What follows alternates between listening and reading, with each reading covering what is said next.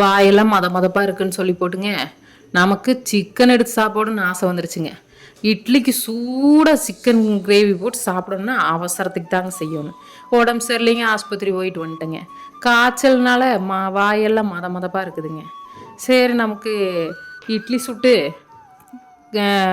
Chicken gravy போட்டு சூப்பராக சாப்பிட்லான்னு ஆசை வந்துருச்சுங்க.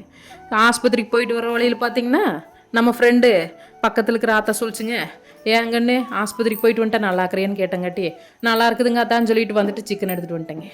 போய் நல்லா செஞ்சு சாப்பிடு சாமி, வாய்க்கு நல்லா இருக்குன்னு சொன்னா அப்படிங்க. முதல் தடவையாக கொங்கு பாசை பேசுகிறேங்க. நல்லா இருந்துச்சுன்னா லைக் பண்ணுங்கள், சப்ஸ்கிரைப் பண்ணுங்கள். எனக்கு கொங்கு தமிழ்னால் ரொம்ப பிடிக்குங்க. நான் பிறந்து வளர்ந்தது கோயம்புத்தூருங்க, படித்ததும் கோயம்புத்தூர் தாங்க. அதனால் கோயம்புத்தூர் பாஷை எனக்கு ரொம்ப பிடிச்ச பாஷைங்க. அதனால் பேசுகிறேங்க. முதல் தடவையாக தப்பு இருந்தால் தயவு செஞ்சு மன்னிச்சிக்கோங்க. ஒரு குக்கர் எடுத்துட்டேன், எண்ணெயும் ஊற்றிட்டேங்க, கடுகு போட்டேன். என்னென்ன அவசரத்துக்கு கை கிடைக்குதா போடலான்னு பார்த்தேங்க. கிராம்பு ஏலக்காய் கிடச்சிருச்சுங்க, தூக்கி போட்டு 4 பச்சை மிளகா போட்டேங்க. கருவேப்பிலை பார்த்தா காஞ்சி போச்சுங்க. சரி, காஞ்சி போனால் என்னங்க, கருவேப்பிலை தானே, நம்ம எடுத்து சாப்பிட்றோம், நம்ம தானே சாப்பிட்றோம். வெங்காயத்தை போட்டேங்க, உப்பு போட்டேனான்னு மறந்துட்டேங்க. ஆனால் உப்பு போடலை, ஆனால் உப்பு போட்டேன்னு நினச்சிட்டிங்க.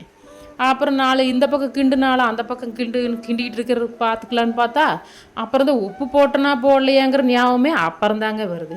சரி, இருக்கிற வெங்காயத்தை எல்லாம் சுத்தமாக எடுத்து போட்டேன். பக்கத்து வீட்டு ஆத்தா வந்து சொல்லிச்சு, ஏன் சாமி உடம்புக்கு நல்லா இருக்குதா அப்படின்னு கேட்டேன். ஊசி போட்டிருக்கிறாங்க ஆத்தா அப்படின்னு சொன்னேன். சரி சாமி, மாத்திரை மருந்தில் சாப்பிடு அப்படின்னு சொல்லிட்டு அந்த ஆத்தா ஒரு சைடில் வந்து உட்காந்துட்டா அப்படிங்க. ஆத்தாவோட ஃப்ரெண்டு பார்த்திங்கன்னா 4 ஆத்தா அவங்களுக்கு ஃப்ரெண்டு இருக்கிற அப்படிங்க. அப்புறம் தான் உப்பு ஞாபகம் வந்துச்சுன்னு சொல்லி உப்பு எடுத்து போட்டேங்க. அவங்க ஃப்ரெண்டு பார்த்திங்கன்னா ராமா தக்கா, சுப்பா தக்கா, ரங்கா தக்கா, மாயா தக்கா, இவங்கெல்லாம் அவங்க ஃப்ரெண்டுங்க. அவங்க எங்கள் வீட்டுக்கு வந்து என்னை நலம் விசாரிக்கிறாங்க. எனக்கு ஒரே குஜாலாகி போச்சுங்க. காய்ச்சல் வந்தோன்னா அவங்க வந்து விசாரிக்கிறது நமக்கு ஒரு சந்தோஷம் தானேங்க. இந்த காலத்தில் உடம்பு சரியில்லைன்னா யாருங்க ரொட்டி வாங்கிட்டு வந்து பார்க்குறாங்க. அது எனக்கு ஒரு சந்தோஷமாகி போச்சுங்க. அதனால் கொஞ்சம் மஞ்சத்தூள் எடுத்து போட்டு அவங்களுக்கு ஒரு சைடில் டீயும் வச்சு கொடுத்து போட்டு, தக்காளி பார்த்துங்க, என்ன தக்காளிங்க, கலரு பார்த்தீங்கன்னா சும்மா சவசான்னு இருக்குதுங்க. 2 தக்காளி எடுத்து போட்டோன்னா 4 டபக்குன்னு. ஆத்தா வந்து சொல்லுதுங்க, எந்த சமையலாக இருந்தாலுமே இந்த பக்கம் 4 கிண்டு, அந்த பக்கம் 4 கிண்டு, ஒரு தடவை தொட்டு நக்கிப்பார் சாமி, ரொம்ப நல்லா இருக்குன்னு சொன்னா அப்படிங்க.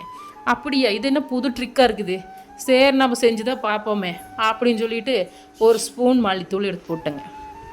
இஞ்சி பூண்டு பேஸ்ட் அரைச்சி வச்சுருந்தேன், அதையும் எடுத்து ஒரு குண்டா ஊற்றிட்டேங்க. ஊற்றி போட்டு, நம்ம சொல்கிறது யார் கேட்குறாங்க, நம்ம ஒருத்தங்களுக்கு வேலை சொன்னால் நமக்கு 4 பேர் வேலை சொல்கிறாங்க. நம்ம பொழப்ப அந்த பொழப்பாக இருக்குது. சரி, நல்லா கிண்டுன்னு கிண்டிட்டேங்க. சிக்கன் இருந்துச்சுங்க. இது வேறு இஞ்சி பூண்டு மணமெல்லாம் போனதுக்கப்புறம் தான் நாங்கள் சிக்கன் எடுத்து போட முடியும். ஆனால் சிக்கன் எடுத்து போட்டு நல்லா கழுகுன்னு கழுகிட்டு, வாய்க்கு ஒன்றும் பிடிக்க மாட்டேங்குதுங்க. எப்படா குழம்பாகு, எப்படா இட்லியாகு, எப்படா தொட்டு சாப்பிட்லாங்கிற நினப்பு தாங்க நமக்கு இருக்குது. வந்தவங்களுக்கு டீ ஆற்றி கொடுத்தோமா, 4 நலம் விசாரிச்சிட்டாங்க. நலம் விசாரித்து நல்ல நாயம் பேசிகிட்டு இருந்தாங்க.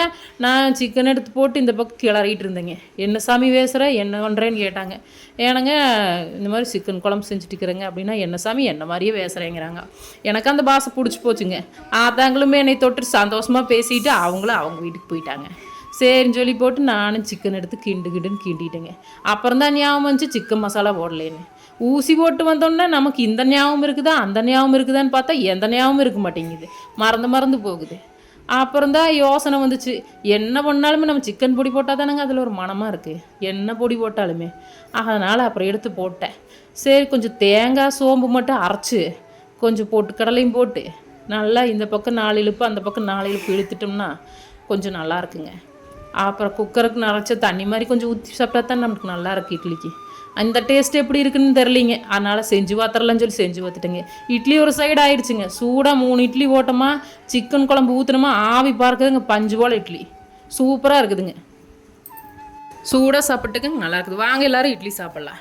இந்த வீடியோ பிடிச்சிருந்தா லைக் பண்ணுங்கள், ஷேர் பண்ணுங்கள், சப்ஸ்கிரைப் பண்ணுங்கள். எல்லோரையும் நம்ம அனுப்பிச்சிருங்க.